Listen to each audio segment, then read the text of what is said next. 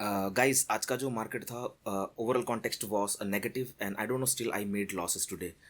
मैं डायरेक्ट आपको स्क्रीन पे लेके चलता हूँ एंड मैं अपना लॉस दिखाता हूँ आज का। Just consider this as a business cost and here we go. जो मेरा डेली का जो लॉस लिमिट रहता है वो है 2000 रुपीज़ का एंड ये ऑलमोस्ट कल प्रॉफिट हुआ था वो 1200-1300 रुपये से प्रॉफिट हुआ था एंड आज का देखोगे तो 1600 रुपये का लॉस हुआ है। एनीवे ओवरऑल कॉन्टेक्स्ट मेरा नेगेटिव था and still I made losses. Please consider this as a business cost until and unless I completely ignore my discipline rules and the risk management rules. So अभी आने वाले week में क्या हो सकता है वो डिकोड करने की कोशिश करेंगे using market profile and some of the techniques I use. तो निफ्टी का कॉन्टेक्स्ट अगर देखेंगे as per the market profile we are in a bearish zone and we are very strongly bearish. इस सिचुएशन पे please don't look for a reversal for the upside. ऐसे time पर अपने को वेट करना पड़ेगा क्योंकि ओवरऑल जो ऑप्शन है वो प्योरली डाउन साइड मूव हो रहा है। एंड अगर मैं तुमको ट्रेडिंग व्यू में अगर दिखाऊं सिंपल सा, अगर प्रोफाइल चार्ट अगर समझ नहीं आती तो ये देखो, ये एक ये रेफरेंस लेवल्स हैं। ये रेफरेंस लेवल्स आपको दिख रहा है, ये और ये दोनों सपोर्ट की तरह काम करता था। आज ये प्योर कैंडल देखो किस तरीके से क्लोज किया है एंड विक टू बॉडी का रेशियो भी देखो तुम, बहुत स्ट्रॉन्ग कैंडल है ये, नेगेटिव कैंडल।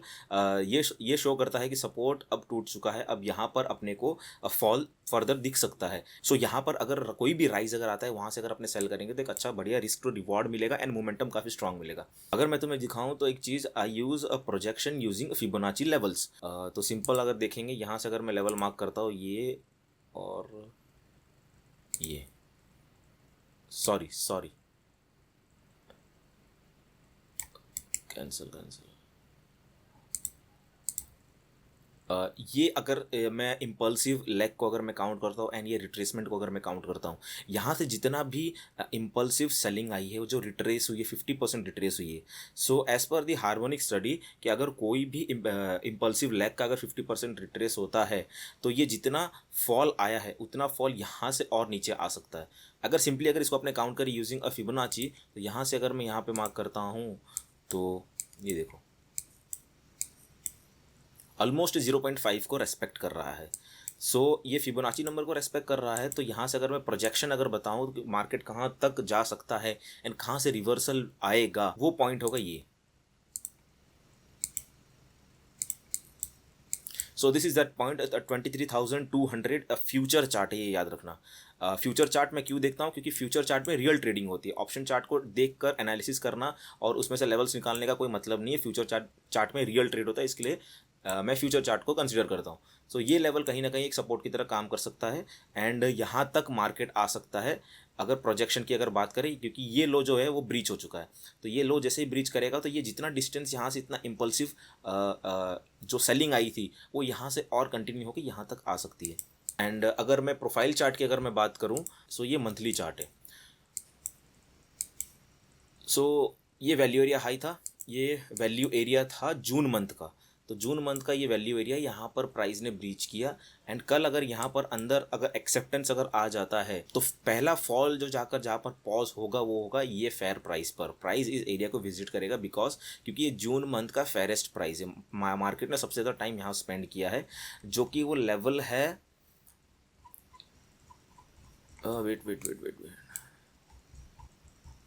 जो कि वो लेवल है 23,445 एंड ये हो गया।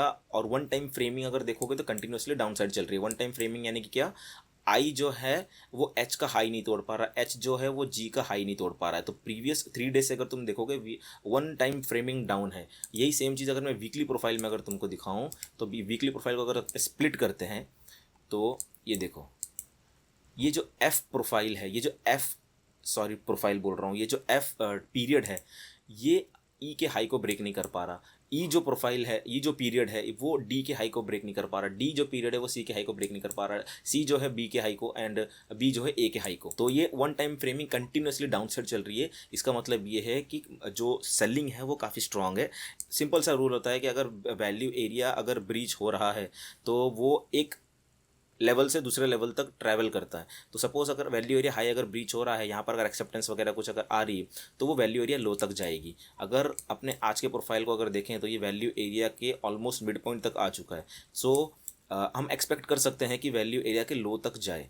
तो वैल्यू एरिया का लो वाला जो लेवल आपको 23,000 500 एक राउंड नंबर है, एक साइकोलॉजिकल नंबर है, सेंटिमेंटल नंबर है। सो हो सकता है वहाँ से अपने को कुछ बाइंग वगैरह दिखे। तो अब तक के लिए जो सिनेरियो जो बन रहा है, जो सेंटीमेंट बन रहा है बाजार का, वो है प्योर नेगेटिव।